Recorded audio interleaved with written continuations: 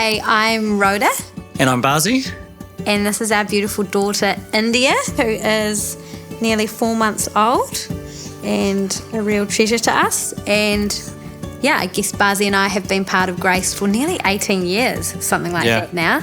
Our hope is that India would do the same, that she would be here for 18 years. It's crazy to think about her as a teenager and even growing up in kids' church in this church. But yeah, just to be able to have a glimpse of what we've experienced as part of this faith community. I think for both of us, being part of this community has been the most life transformational thing in our lives.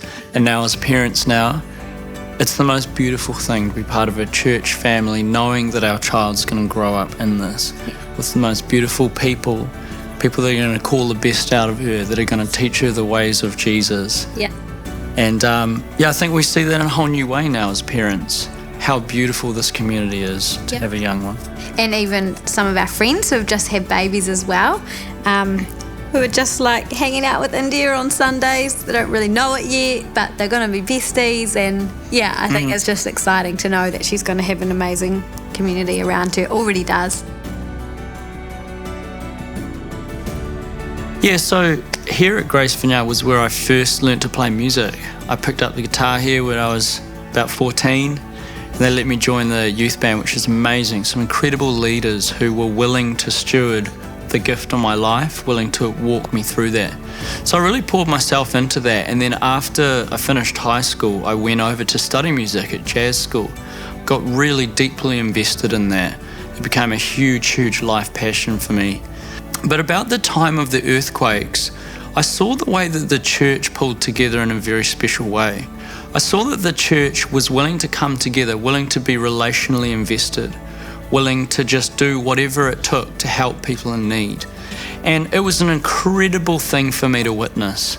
And it really, I believe the Lord shifted something in my heart where I actually saw the church in action, and I thought, above all else, this is what I want. I had a career vision with my jazz, but that suddenly became inferior when I saw the church in action. I thought, I've just got to do whatever it takes to be part of this church. I need to invest relationally. I need to be around. I need to serve. All of these things were just incredible desires in my heart to do because I saw the beauty of it. And honestly, I haven't looked back. I still do love playing jazz music, and I still have seen the way that the Lord's used those gifts and skills, but He's repurposed them in a way that's been really meaningful for His kingdom. Now I'm using those to train our musicians here at Grace and to bring strength, and there's such a deep joy in that.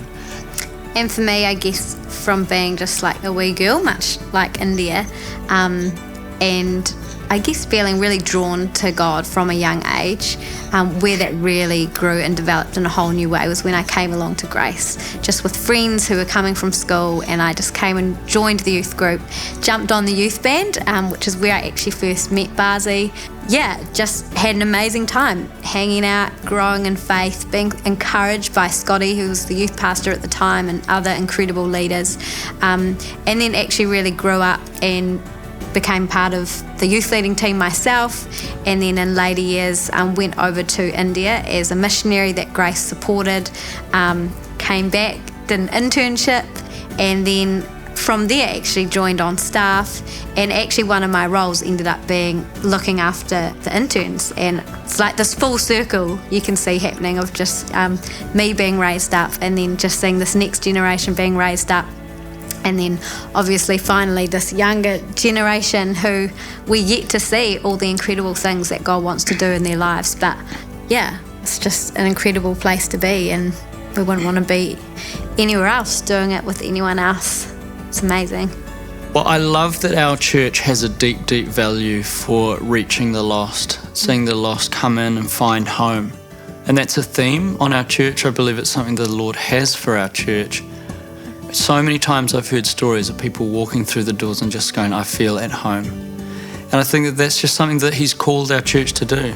I say that He's planted us all across the Canterbury region, New Brighton, all across North Canterbury, out the west of Christchurch, even to Ashburton and here in the centre. You know, it's like we've been positioned to just be like these home bases that people can come home. And so, yeah, I do believe that there's going to be more of that.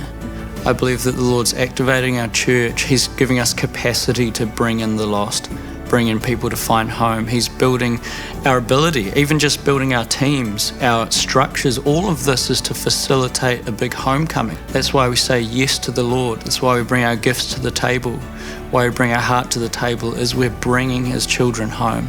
And I'm believing for more of that. More than anything, I just really want India to have what we've had at Grace, which is a home base that orients our whole world toward Jesus. And so I'm excited for her to grow up knowing that she can pray for the sick, that she can get a prophetic word for anyone, even as a young person like they do in the kids' church, but just so that Jesus is part of every part of her life. And it must be a sign of a healthy church that we just can't wait for every season. We can't wait for her to be part of kids' church. We can't wait for her to be part of youth group. We can't wait for her to be a young adult, with all that this church is offering. And we really can't wait for her to be on the car park team. We'll see about that. Worship team.